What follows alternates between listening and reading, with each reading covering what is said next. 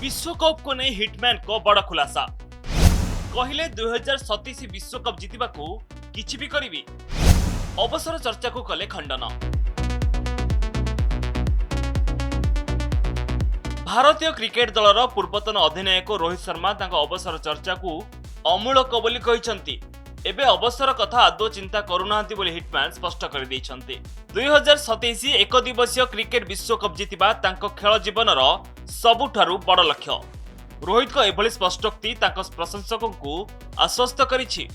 घरोई परिवेश रे खेला जायतिबा न्यूजीलैंड विपक्ष श्रृंखला रे 3टी पाळीरु रोहित मात्र 61 रन करिबा परे तांको भविष्यत नै आशंका सृष्टि होइतिला। एपरिकी खूब शीघ्र से टेस्ट और टी20 भली दिनिकियारु मध्य अवसर नै जिबे बोली गुजब सृष्टि होइतिला। वर्तमान दिनिकिया विश्वकप को उत्साहर सह अपेक्षा करिसेंती हिटमैन। ए संपर्क रे से खोला खोली भाव आलोचना करिसेंती।